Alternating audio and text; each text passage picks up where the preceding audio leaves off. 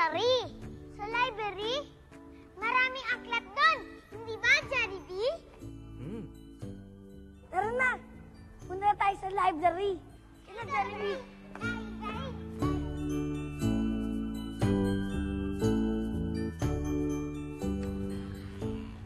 Wow! Ang ganda naman din sa library. Oo nga, dito tayo sa Lika dito.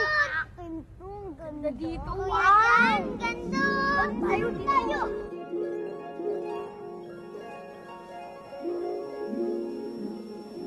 Uy, tawag tayo ng Jollibee. Uy, sige lang. Bilis lang tayo. Wow! Amazing! Ganito. Saya-saya sa library. Wow! Tingnan mo. Wow!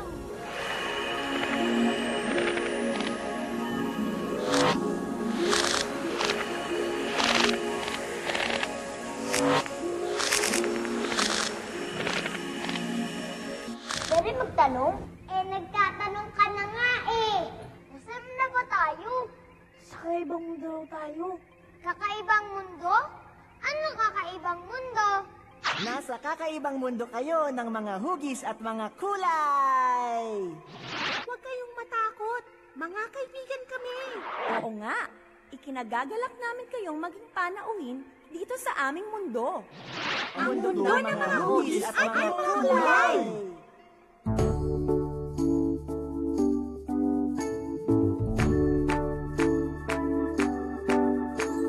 Iba't ibang hugis ay makikita sa iyong paligid ay hanapin na pag-alala ng bawat anyo nila. Iba't ibang hugis ating aralin na ang tatsulok may tatlong may tatlong sulok. Palisukat may apat na sulok at ang gilid ay apat na pareho ang sukat. Palihaba ay iba. Dalawang baris ng gilid mas mahaba ang isa. Bilog ang bilog, walang gilid at sulok. Pag ginuhit ay paikot. Iba't ibang hugis ay makikita sa iyong paligid ay hanapin na pag-alala ng bawat anyo nila. Iba't ibang hugis ating aralin na. Ngayon, kilala niyo na ba kami? Bilog, circle. Tatsulok, triangle. Parisukat, square. Paihaba, rectangle. John, meron bang hugis bilog sa loob ng kahon? Ang bola ay hugis bilog. Bilog! Tama! Ngayon naman, Charlene, mayroon bang hugis at sulok sa loob ng kahon? Ang turotot ay hugis tatsulok. Tatsulok. Tama, Nikki. Meron bang hugis parihaba sa loob ng kahon? Ang kwaderno ay hugis parihaba. Parihaba. Tama! Nash! Meron ba dyang hugis parisukat sa loob ng kahon? Aha! Ang kahon ay hugis parisukat. Parisukat. Tama! Bibo pala talaga ang mga batang ito. Alam niyo ba kung ano ang iba't ibang mga kulay? Pula, red. Dilaw. Yellow. Bughaw. Blue. Luntian. Green. Kahel, orange. Dila. Violet. Nakikita niyo ba ang mga prutas na hawak ni Jollibee? Nakakahanap ba kayo ng mga prutas ayon sa kanilang kulay? John, mayroon bang kulay pula na prutas sa hawak ni Jollibee? Ang mansanas ay kulay pula. Pula! Tama! Charlene, mayroon bang kulay dilaw na prutas sa hawak ni Jollibee? Ang saging ay kulay dilaw. Dilaw! Tama! Nikki, meron bang kulay luntian na prutas sa hawak ni Jollibee? Ang bayabas ay kulay luntian. Luntian. Tama! Nash, meron bang kulay kahel na prutas sa hawak ni Jollibee? Ang orange ay kulay kahel. Kahel! Tama, John! Mayroon bang kulay lila na prutas sa hawak ni Jollibee?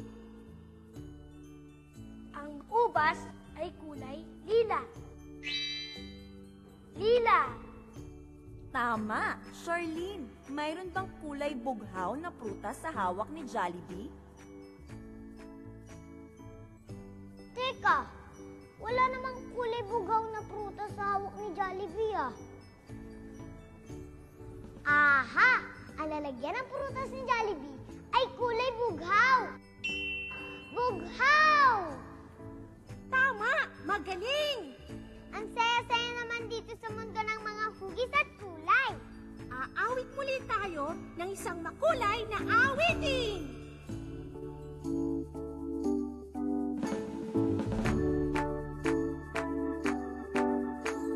Iba't ibang kulay ay makikita sa iyong paligid ay hanapin na.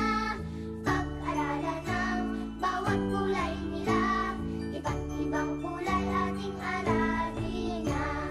Kulay pula ang rosas, ano pa? Mansanas, ano ba? Ang makopa ay pula. Kulay bughaw ang malawak na langit, pati nanin ang malalim na dagat. Matiis ay kulay dilaw, at ang kalabasa ay kulay kahel. Lila naman ang kulay ng ubet talong, luntian ang kulay ng halamanan. Iba't ibang kulay ay makikita sa iyong paligid ay hanapin na. Pag-aralan ng bawat kulay nila, iba't ibang kulay ating aralin na. Kulay at hugis ating aralin na. Maraming salamat sa inyo lahat. Ang dami namin natutunan. Babalik na kami sa aming mundo. Paalam! Hanggang sa muli!